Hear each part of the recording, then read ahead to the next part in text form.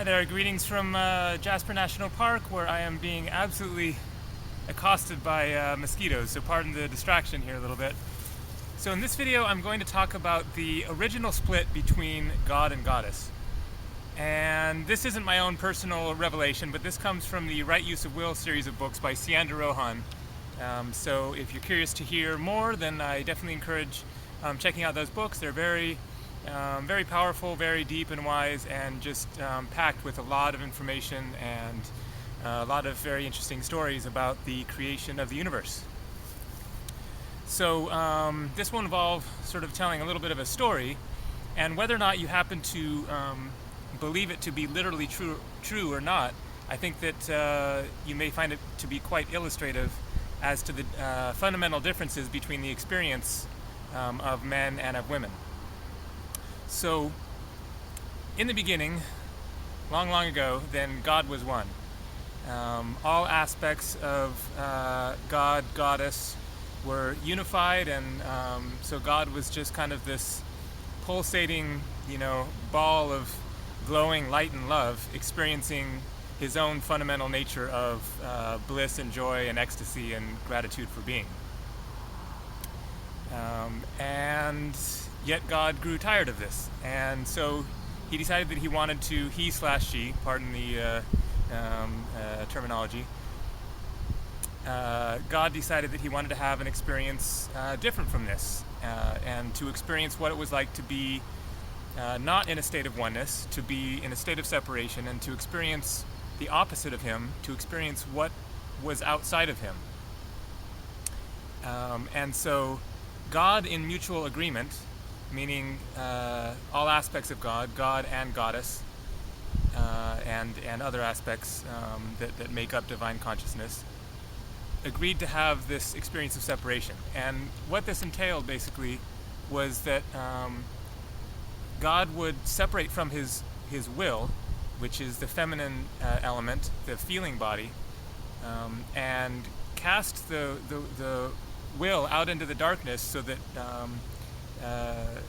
she could tell him what it was like out there in the darkness outside of him, basically. And so God and Goddess agreed to have this experience for mutual benefit.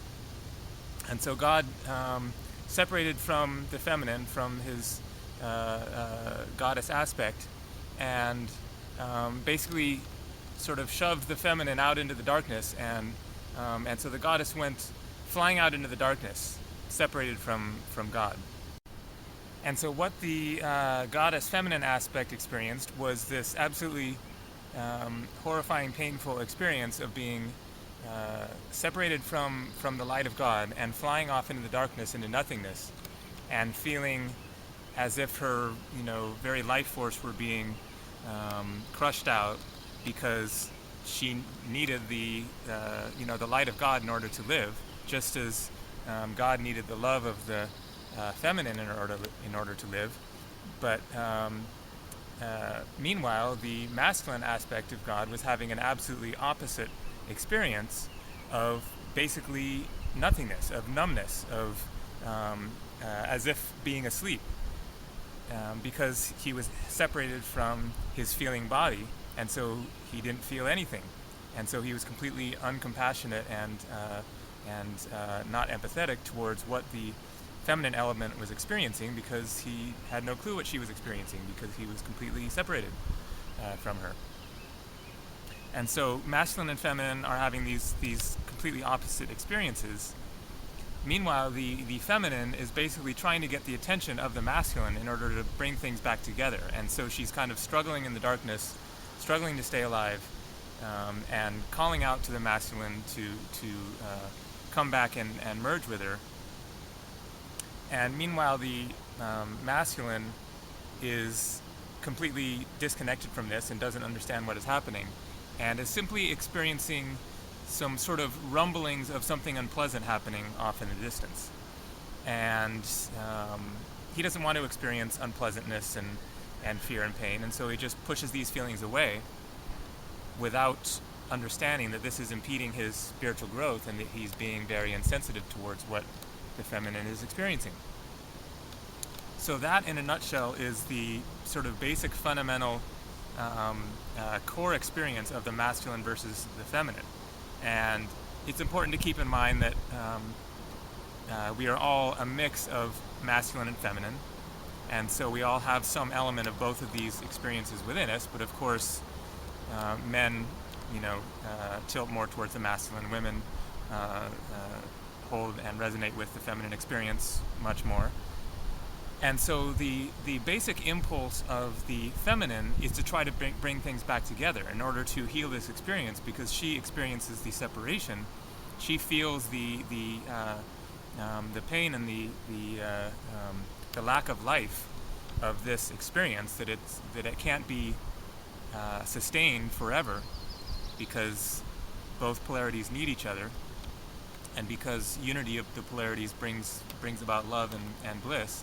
And meanwhile, the masculine's fundamental impulse is to keep things separate, because he's not familiar and aware of these feelings of the feminine, and he doesn't want to experience them, because he's basically afraid of them and doesn't know how to handle them, and so wants to avoid that experience, and doesn't understand that this isn't a separate being having this experience that has nothing to do with him.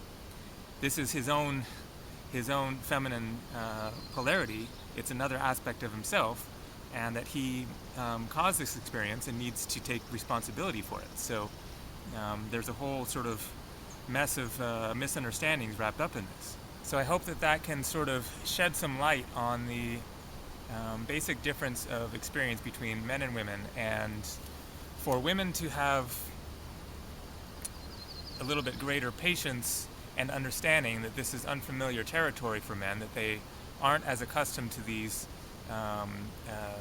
deep feelings and don't know what to do with them, and for men to have greater understanding, patience, compassion for the different experience of the feminine, and within that to have a greater presence of being and a persistence towards connecting with these feelings within, because that's the ultimate path to wholeness and oneness, is for the masculine to allow the unity to come to occur.